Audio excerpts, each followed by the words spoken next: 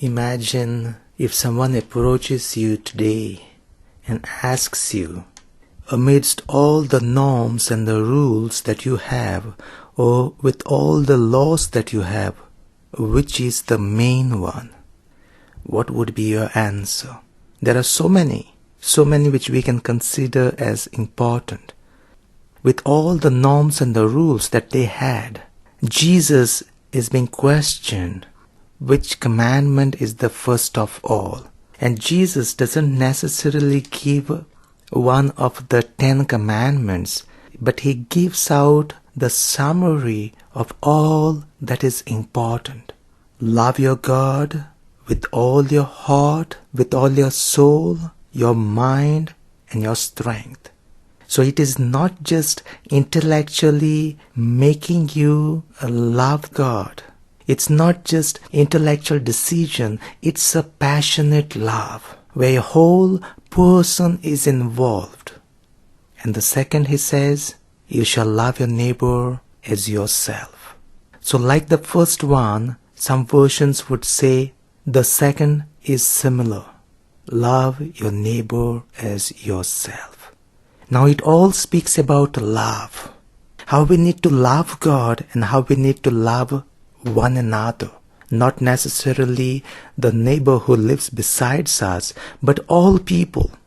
And this love can be learned as well. This love can be practiced. This love can be intellectually put in us. But it's not going to last long. It's not going to be that authentic and real and for a long period of time. In order to have love for God and love for neighbor, we need to have the foundation right.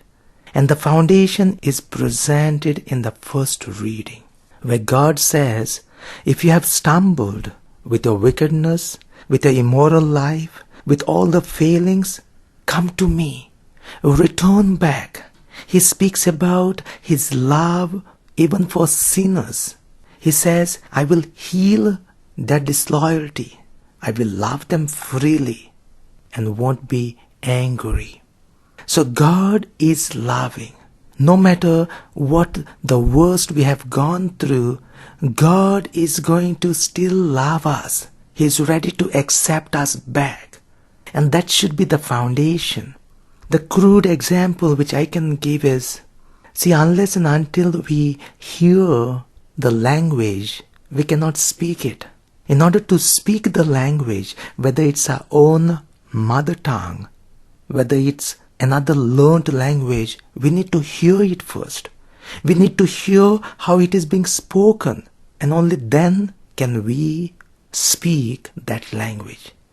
Again I said, it's a crude example, may not be the best, but that's how our love needs to be. It should be founded in God's love. Not the way that God loved. We would never ever able to love the way God loved us or the way God loves us. But our love needs to be motivated. Our love needs to be based on, because there is someone who loves us so immensely, someone who loves us so much, and why not we love him at least a little in return? Why not we express this love to people around us in the different ways and deeds? And let this love of God constantly inspire us. No matter which faith we belong to, let this love help us to love this God in response to his love and love one another, expressing to them the face of this loving God.